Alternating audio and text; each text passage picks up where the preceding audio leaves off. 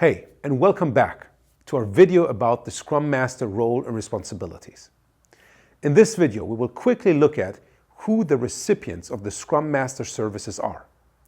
You probably remember that a Scrum Master basically delivers three services: being a master of Scrum, being a facilitator, and being a coach. There are three groups who receive these services from a Scrum Master. We will look at each of them, and I will also provide you some examples on how the Scrum Master delivers those services. Let's start with the very first group, the developers. A Scrum Master trains the developers to understand Scrum better. This is the Scrum Master acting as a master of Scrum. A Scrum Master facilitates every single event that the developers participate in. Initially, even the daily Scrum. Although this is one of those events where fairly quickly the Scrum Master should try to get out and let the developers self-manage, self-organize. And the Scrum Master coaches the developers to become better as a group, but also individually. The second group to receive services from the Scrum Master is the product owner. Similar to the developers, the product owner is educated by the Scrum Master about the roles and responsibilities of a product owner in the Scrum framework. Similar to the developers, the product owner is also part of the events that are facilitated by a Scrum Master.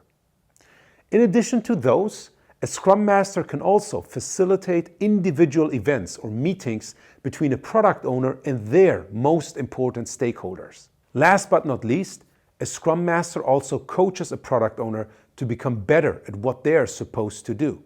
For example, prioritization. This does not mean that the Scrum Master prioritizes the product backlog for the product owner, but the Scrum Master teaches them effective prioritization techniques, such as user story mapping. The last group that receives the services from a Scrum Master is very broadly referred to as the organization.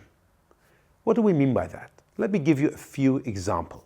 Let's start with the Scrum Master acting as a master. Imagine there's a team that is very closely working with the Scrum Master's team. Wouldn't it be beneficial if they knew what Scrum and Agile ways of working were all about? Of course it would. In this case, the Scrum Master would educate them, acting as a master of Scrum about Scrum and agility. Similar, we already talked about it. There might be leaders, there might be stakeholders that work really close with your product owner. And the Scrum Master, from time to time, facilitates meetings, events between those two. And lastly, there are leaders in the organization that need some coaching to become better leaders, to become agile leaders, to create the environment for Scrum and Agile teams to thrive. And a good Scrum Master, a great Scrum Master, would work with those leaders and their leadership skills. To summarize, you have learned that the Scrum Master acts as a master, as a facilitator, and as a coach. The services are provided to the developers, the product owner, and very broadly, the organization.